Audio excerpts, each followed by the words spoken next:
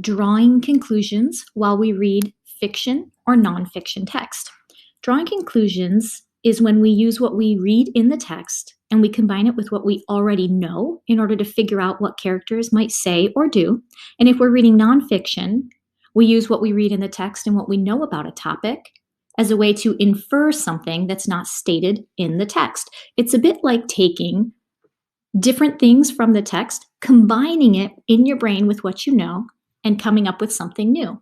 So a good way to picture this is when you make trail mix, you have some pretzels, some Cheez-Its, and some chocolate chips. And those are three separate things. They could be separate statements or things from the story, things the character says, reactions. And when we put them together, we have something brand new. We have trail mix. So we're going to do that today. We're going to read a short passage and we're going to take some things from the text, combine them together with what we know in order to draw conclusions. Sarah and her father woke up just before dawn. They put on warm clothing.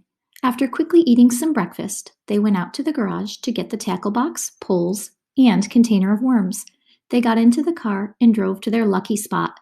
Soon they were sitting in a boat enjoying the crisp morning breeze and the colorful trees along the shore. Sarah skillfully cast her line, and it was not long before she got her first bite. Father said, "Guess what we are going to have for supper tonight?" All right, so we can draw some conclusions about Sarah, not because the author came right out and told us something about her, but we're going to take some of the things we read and what we know about this topic in order to draw our conclusion about her personality or something about her character. Sarah can best be described as scared of the water, mad about getting up early, skilled at fishing, or new at fishing. So I know one of the things that I read here is that Sarah skillfully cast her line. And what I know about this already is that when you're casting a line, you're out fishing. And if somebody is doing something skillfully or with skill, they're probably pretty good at it. So that makes me think my choice is going to be C. Are there any other clues within this passage that would help me come to that conclusion? It says they drove to their lucky spot. What I know is that if somebody drives to a lucky spot, it's likely that they have been there many, many times before. And if she has gone to this lucky spot to cast her line or fish many times, she's probably pretty good at it. I also saw that she had to go to the garage and get a tackle box, poles, and a container of worms. Now, the author never comes out and says Sarah went fishing, but I know that if she has her own tackle box, poles, and container of worms, that she's probably somebody that fishes quite often. And the more you do something, the better you get at it. So the best choice here would be skilled at fishing. I drew that conclusion because I know tackle box, poles, container of worms means they're fishing. Somebody who casts a line is fishing. Driving to a lucky spot or being skillful, that tells me she probably does this frequently. So I'm taking those bits of information combined with my knowledge of fishing to draw the conclusion that she is skilled at fishing. Okay, same short passage. Where does this story most likely take place? So we can draw conclusions about the setting. The author does not come right out and tell us it was a warm summer day. We have to take clues and what we know about that time of year from the clues in order to draw a conclusion. All right, so does it take place on the lake in spring, on the lake in fall, at the farm in summer, or at the beach in winter? Well, first thing that jumped out at me as I was reading is that they put on warm clothing, and that to me screams colder weather, so I can probably rule out summer. It said there was a crisp morning breeze and colorful trees. So now I'm thinking maybe it's likely to be fall. That's when it's crisp but not freezing. You still need warm overclothes, and colorful trees tell me fall because leaves are changing. And then I see sitting in a boat, and I see the word shore, and in my mind those go together because you can't fish without being in a boat or standing on a shore. So I know they're near water. So my best choice here is B. I know that they're on a lake in the fall because the only other water would be a lake in the spring, and we wouldn't have colorful trees in the springtime. They'd just be starting to get their buds back. And we wouldn't be at the beach in winter because we wouldn't have colorful trees and a crisp morning breeze. Okay, last question. Why did Father start talking about supper tonight? He was hungry, he was making a joke, Sarah wanted to go home, or Sarah caught a fish. So I went straight to where he started talking about supper. Father said, "Guess what we're going to have for supper tonight?" And right before that, it says that it wasn't long before she got her first bite. Now, in my mind, I know she's fishing, she's cast her line, and she got her first bite. So they're talking about a bite from a fish, and we can infer that she's caught it, and that's what they're going to be having for supper. It also says, earlier in the passage, we talked about how she had her own tackle box, their poles, container of worms. That lets me know that Sarah and her father likely go fishing quite frequently, and when she gets a bite, that probably means that she's caught something and Dad can plan on having fish for supper that night. So our best choice is D. Alrighty, and there's those fish. So today you'll be working on drawing some conclusions about setting, about characters, based on what you know about the situation they're in from reading, and little clues that the author gives us. Good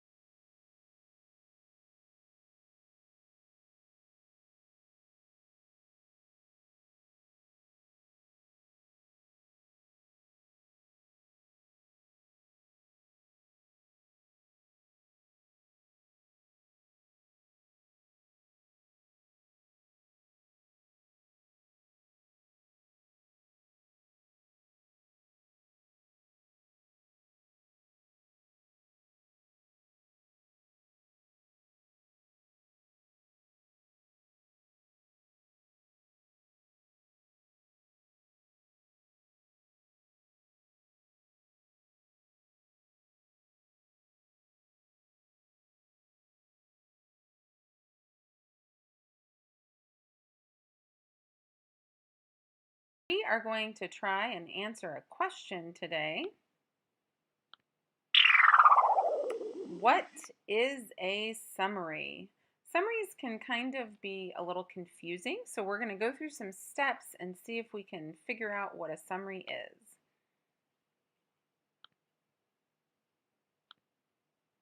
A summary of a story is much shorter than the story. You're not going to want to read the whole story to see what the story is about. If you look at the back of a book, you'll see a short paragraph or a few sentences that'll give you an idea of what that story is going to be about. You'll see the same thing on the back of a DVD, or if you're just looking online for a summary of a movie to see if you want to go and see that movie. It's just going to give you some information to let you know what it's about without telling you the whole entire story, because that would be way too long.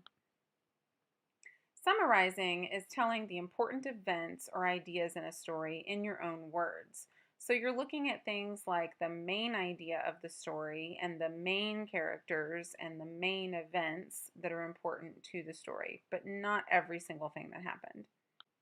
A good summary does not give your ideas or opinions. That would be for a review or some other kind of writing, but a summary is really just giving the main points and ideas of that story without you influencing or putting your opinion in it at all. To summarize a story, you need to include the story elements. We've talked about story elements, and those are the main points in the story. So you should include the setting, which would be where the story takes place. You would include the main characters. Now that would be the main person or animal in the story, and then those characters that they are interacting with throughout the whole story. There might be some side characters in there somewhere, but they're not probably the most important characters to the plot, so you don't have to mention them. You're also going to include information about the problem. That's whatever conflict or difficulty the main character is up against. Something's wrong in the story, and that's what makes it interesting to read. And you're also going to want to include information about the solution. That's how the main character or someone helped to solve or fix this problem that they were having. Now, when we read summaries about books on the back of the book or about a movie, it doesn't tell us all of this plot information because then it would kind of spoil it. But when you're writing a summary about a book that you've already read, you're going to include this information because you want to be able to show that you understood what you read. We've heard the story Little Red Riding Hood, so we're going to see if we can use some of those story elements and the main idea to kind of retell this story in a summary. So let's think about it. Little Red Riding Hood goes to visit her grandmother, but she meets a sneaky wolf in the woods. What do you think? What story elements do we have so far? I want you to see if you can figure them out. Pause the video if you need to and see if you can figure out those story elements that are in this sentence. Did you figure it out?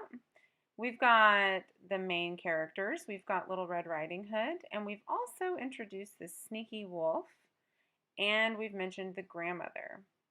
We've also talked about the setting because it mentions that this happens in the woods. Okay, let's see what else we can do. He tricks Little Red into thinking he is her grandmother so that he can eat her. We're getting into some of the problem now. The problem that Red is dealing with is that she is being tricked by this wolf. Is she going to fall for it? Is she going to get eaten? Let's continue. In the end, a woodcutter saves Little Red and her grandmother from the wolf. Now, what story element is this over here? You're right, it's the solution. So we've got the main characters introduced up here with the setting. We've got the problem is that Little Red is being tricked and she might get eaten. And then the solution down here comes from this nice woodcutter that comes and saves them. So we've got all those story elements, and this only took 3 little sentences. So that's how you write a summary. They can be pretty short and sweet. Okay, let's review. A summary is a short retelling of the main idea of a story.